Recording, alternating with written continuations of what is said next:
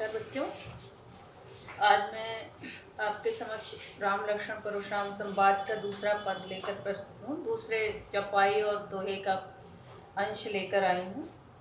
तो बच्चे, जैसा कि पहले पद में आपने प्रसंग पढ़ा था कि राम लक्ष्मण और परशुराम के बीच संवाद होता है, और उस संवाद के प्रसंग का कारण भी आपको बताया गया था। शिव धनुष चूंकि श्री रामचंद्र जी ने तोड़ दिया था, तो उसके कारण परशुराम अत्यधिक क्रोधित हो गए थे, और उन्होंने क्रोध में आकर के श्री राम को और सभा में उपस्थित सभी राजाओं को अपशब्द कहा और क्रोध व्यक्त किया। यह देख करके लक्ष्मण अत्यधिक क्रोधित हो गए, उग्र व्यवहार में आ गए, और उन्होंने परशुराम को समझाने का प्रयास किया। और तो उसी प्रसंग में आगे बढ़ते हैं। चौपाई है, इसको हम पढ़ते हैं, फिर इसका अर्थ आपको बताते हैं। चौपाई है। लखन कहा हसी हमरे जाना, सुनहु देव सब धनुष समाना। का क्षति लाभ ज्यों ने धनु तोरे, देखा राम नयन के भोरे। छुअत टूट रघुपति दोषु, मुनि बिनु काज करिय कति रोषु।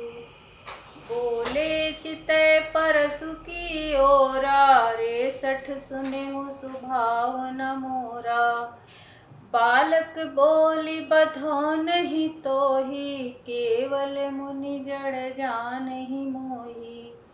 बाल ब्रह्मचारी अति कोहि, विश्व विदित क्षत्रिय कुल द्रोही।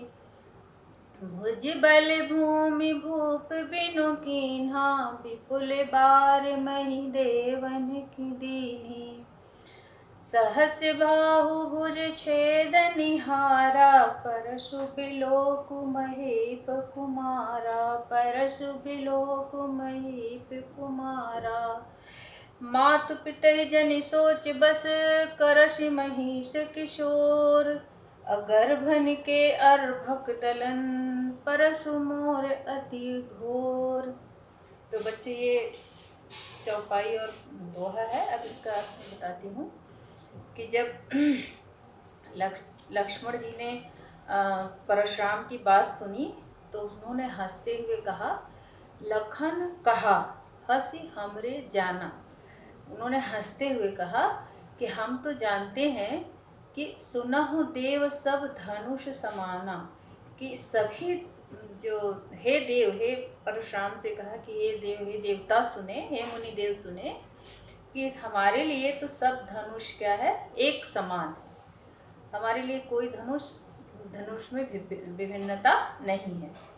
उन्होंने कहा कि का क्षति लाभ ज्यों धनु तोरे, और यदि इस धनुष को मैंने तोड़ दिया तो इसमें क्या क्षति। क्षति यानी क्षति। क्षति जो है तद्भव शब्द है, क्षति का तत्सम शब्द है। क्षति तद्भव शब्द तत्सम शब्द है, जिसका अर्थ होता है हानि। तो उन्होंने कहा कि क्या हानि हो गई, यदि हमने इस धनुष को तोड़ दिया तो इसमें क्या हानि और क्या लाभ है। और जो इस तरह से आप जो वार्तालाप कर रहे हैं, हमें तो नहीं समझ में आ रहा है कि आप इतना नाराज, इतना क्रोध क्यों कर रहे हैं। हमारे लिए तो सारे धनुष एक समान हैं। और फिर उन्होंने कहा कि देखा राम नयन के भोरे, और रामचंद्र जी ने क्या किया, इसको उन्होंने देखा कि भाई इस धनुष में देखा राम नयन के भोरे, और इसे तो श्री रामचंद्र ने सिर्फ देखा था। देखा राम नयन के भोरे, श्री राम ने इसे सिर्फ देखा था, अपने नेत्रों से देखा था। और छुअत टूट रघुपति दोषु, और इसको छूते ही, रघुपति के छूते ही यह धनुष टूट गया। तो अब बताइए, अब रघुपति के छूते ही यह धनुष टूट गया, और श्री रामचंद्र जी ने सिर्फ इसे देखा भर था, तो इतने में अगर ये धनुष टूट गया तो हे मुनि, आप बिना कार्य का, मुनि बिनु काज, आप बिना कार्य का क्यों रोष कर रहे हैं। रोषु यानी रोष, क्रोध, क्यों आप क्रोध कर रहे हैं। अब बोले चितय परसु की ओरा, और उस जो उनके परशुराम के हाथ में जो कुल्हाड़ी थी, फरसा जो था, उसकी ओर देखते हुए परशुराम ने अपने हाथ में जो उनके परशुराम के हाथ में जो परशु था, जो फरसा था, उसको दिखाते हुए उन्होंने कहा, लक्ष्मण से कहा कि रे सठ सुनेऊ स्वभाव न मोरा, कि हे सठ यानी मूर्ख, तुमने मेरे स्वभाव को नहीं सुना है, नहीं जाना है।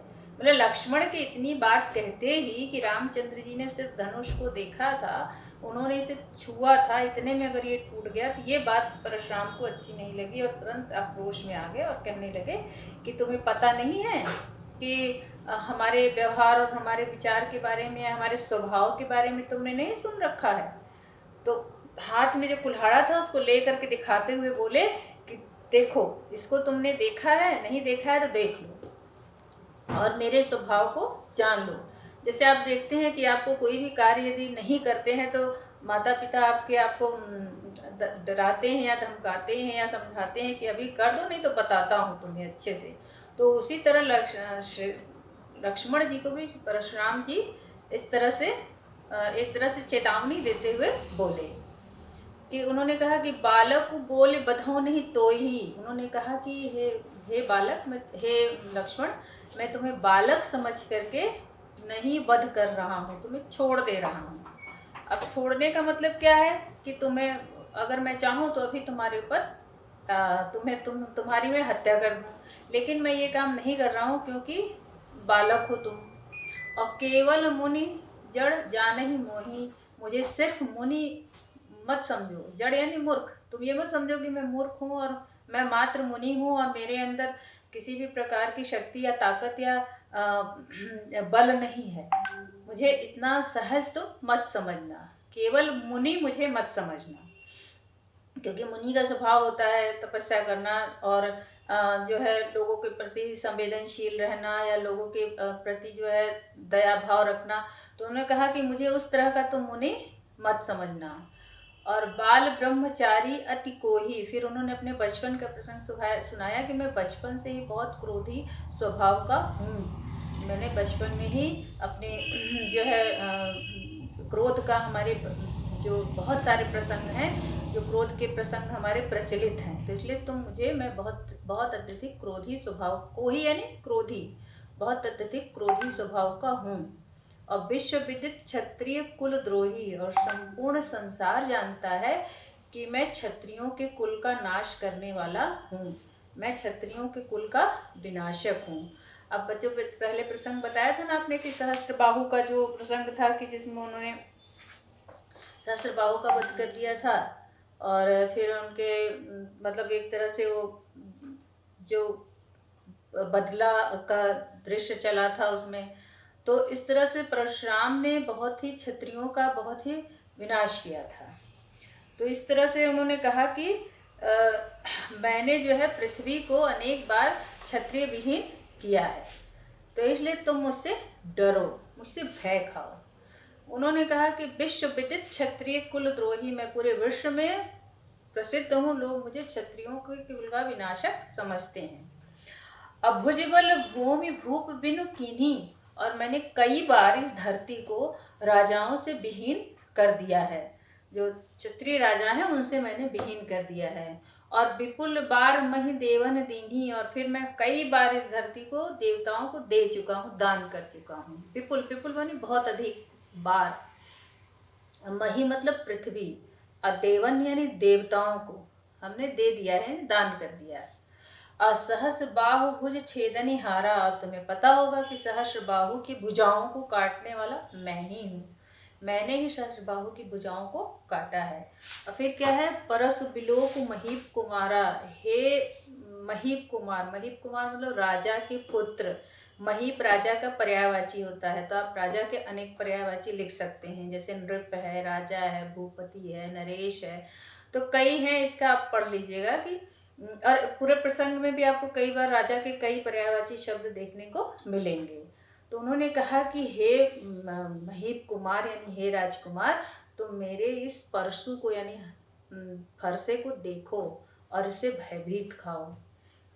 उन्होंने अपने फरसे की क्या विशेषता बताई कि माँ तो पिता ही जनी सोच बस करही महिष किशोर, महिष किशोर, देखो महिष आ गया, महिष भी जो है राजा का ही पर्यायवाची है।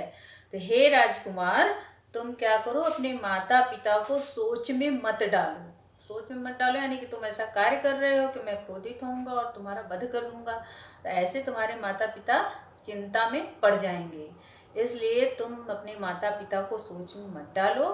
क्यों? क्योंकि मेरा जो फरसा है ये बहुत ही घातक है। ये किस किस को मार देता है?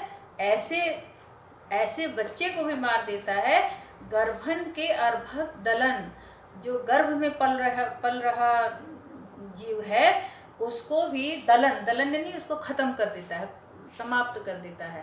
अब दलन परसु मोर अति घोर, और मेरा जो ये फरसा है बहुत अधिक घोर, घोर यानी बहुत अधिक, अति अति यानी बहुत, घोर मतलब बहुत अधिक जो है ये घातक है।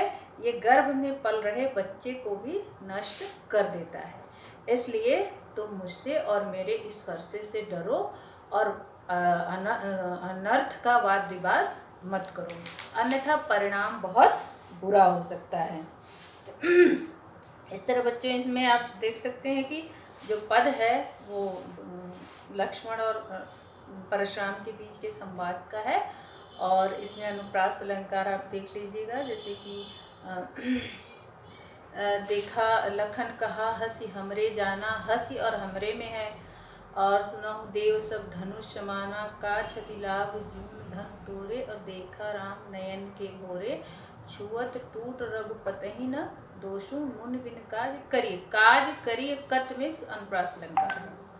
और इस तरह से पूरा पद जो है बहुत ही अच्छा लयात्मकता है इसमें। और चौपाई छंद लिखेंगे आप, और नीचे जो दोहा छंद है।